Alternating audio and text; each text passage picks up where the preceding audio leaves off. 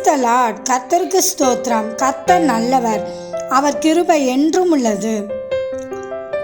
இந்த நாளுக்காக எடுத்துக்கொள்ளப்பட்ட வேத வசனம் யோவான் 5வது அதிகாரம் 5வது வசனம் முதல் 9வது வசனம் வரை. 38 வருஷம் வியாதி கொண்டிருந்த ஒரு மனுஷன் அங்கே இருந்தான்.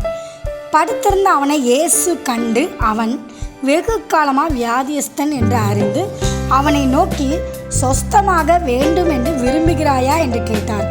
அதற்கு வியாதியஸ்தன், ஆண்டவரே, தண்ணீர் கலக்கப்படும் போது என்னை குளத்தில் கொண்டு போய் விடுகிறதற்கு ஒருவரும் இல்லை. நான் போகிறதுக்குள்ளே வேறொருவன் எனக்கு முந்தி இறங்கி விடுகிறான் என்றான். இயேசு அவனை நோக்கி, எழுந்திரு, உன் படுக்கையை எடுத்துக்கொண்டு நட என்றார். உடனே அந்த மனுஷன் சொஸ்தமாகி தன் படுக்கையை எடுத்துக்கொண்டு நடந்து போனான். ஆமென். இதை பார்த்து கொண்டிருக்கிற பிரியமான சகோதர சகோதரிகளே, அதாவது எருசலேமில் பெதஸ்தா என்ற ஒரு குளம் இருந்தது.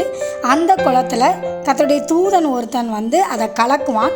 அதை கலக்கிற நேரத்தில் முதலாவது யார் இறங்குறானோ அவன் எப்பேற்பட்ட வியாதியாக இருந்தாலும் அவன் சுஸ்தமாவான். இந்த வியாதியஸ்தன் எழுந்து போக முடியவில்லை. அதனால் இவன் சுஸ்தமாகாமல் 38 வருஷமாக வியாதியாக அந்த இடத்துல இருந்தான்.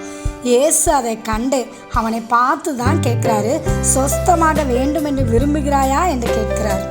அவனோ அந்த வியாதி சொஸ்தமாக விருப்பத்தை அவன் தெரியப்படுத்துகிறான் கர்த்தரிடமாக. இயேசு உடனே அவனை எழுந்து நட அப்படின்னு சொல்கிறாரு. அந்த மனுஷன் உடனே சொஸ்தமாகிறான். இதை பார்த்து கொண்டிருக்கிற உங்களுக்கு கூட பல வருஷங்களாக வியாதிப்பட்டு இருக்கிறீங்களா? எப்பேற்பட்ட வியாதியாக இருந்தாலும் இயேசு கிறிஸ்து சுகமாக்க வல்லமை உள்ளவராக இருக்கிறார்.